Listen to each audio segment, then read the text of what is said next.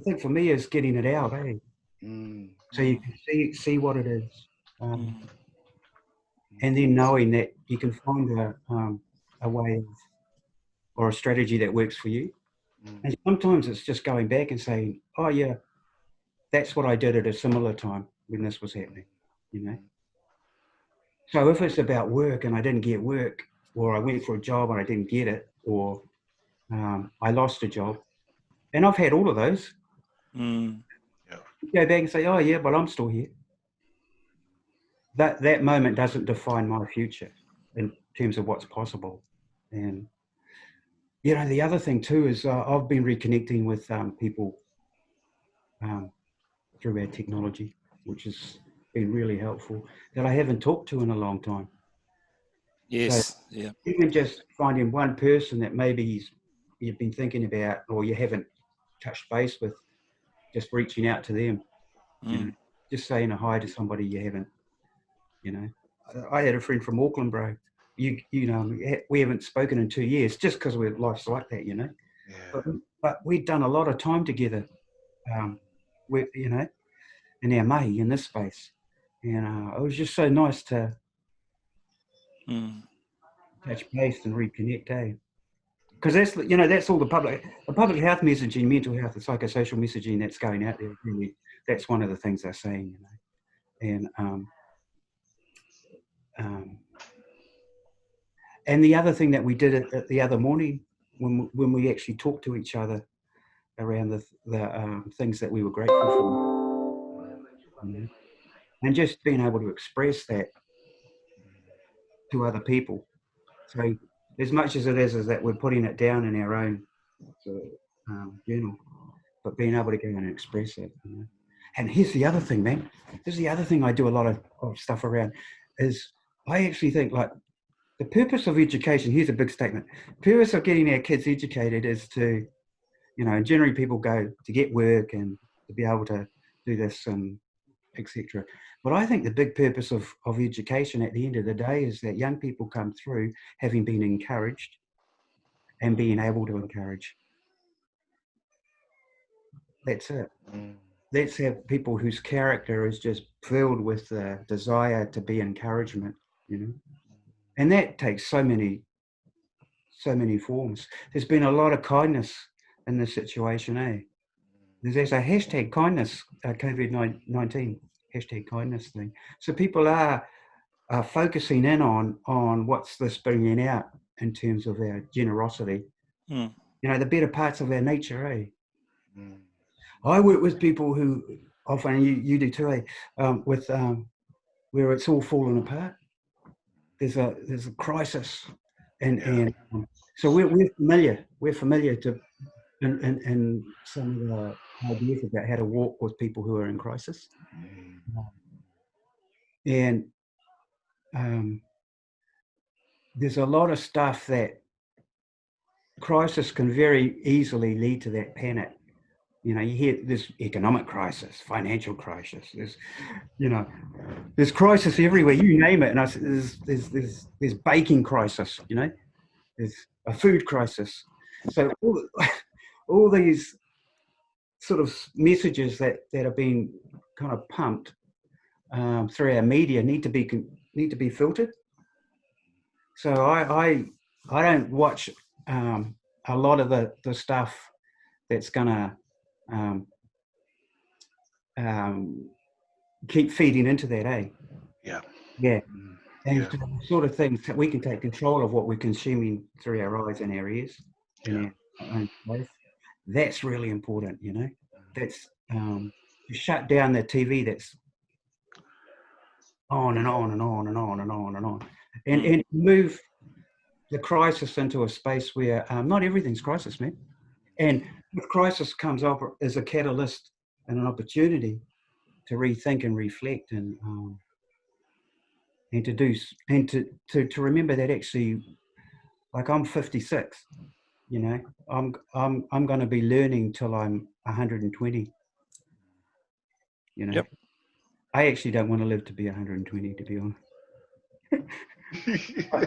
150. But you know what I'm saying, that the way I'm thinking about this is there's a lot of living still to be done. Yeah, Mm. yeah. There's a lot of, there's a lot of giving. There's a lot of love. There's a lot of joy. There's there's a lot of um,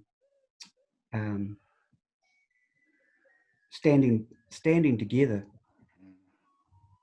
Yeah. Yeah. You know, and like Phil, I totally resonate with what you're saying, bro, in terms of crisis. And you know, like the thing that you said earlier that's really massive is that our ancestors were resilient people, you know, and in times of crisis, you know, it's good to look back to that, look back to our ancestors. We look back to other stories of people that have been through crisis, you know, and you find it in the Bible, you find it in other holy scripture, even.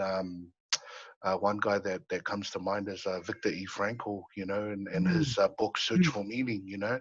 He's a Jew that was in the concentration camps, a psychiatrist, you know, and he talks about the search for meaning and being in a crisis and what helped him get through those concentration camps, you know.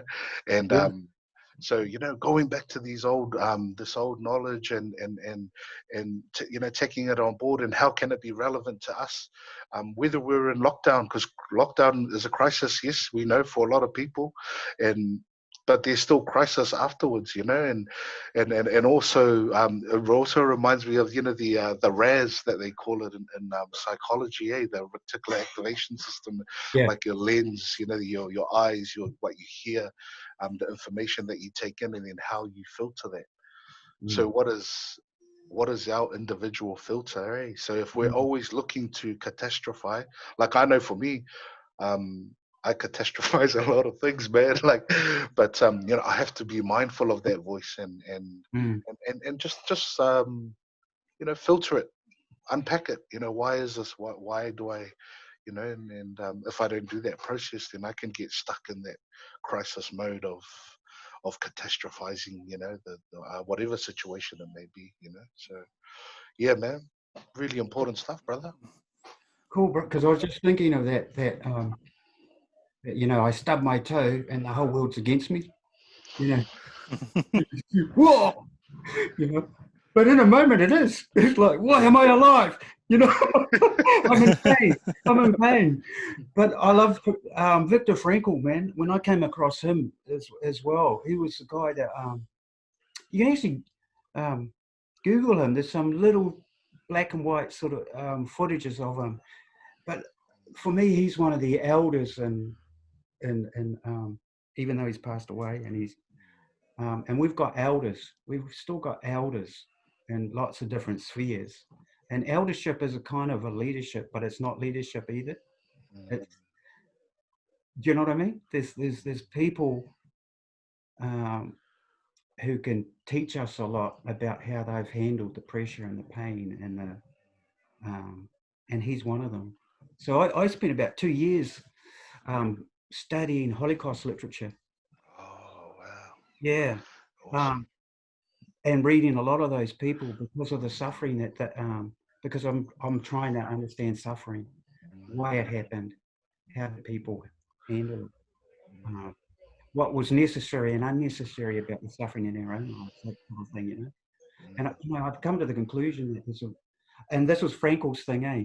Frankel absolutely believed that whatever the circumstances, the one freedom we have is that we can choose an Yes. attitude. We can choose our attitude. In other words, we're not puppets to our circumstances. No. And so a lot of the work that I'm doing with people around just even understanding emotions, basic emotions, like motion is energy in motion, Mm. and and so we separate that out from what moods are, what and moods really are stretched out feelings, and then we go into, well, what are these feelings, and you name the feeling, you know. So, and you get underneath that.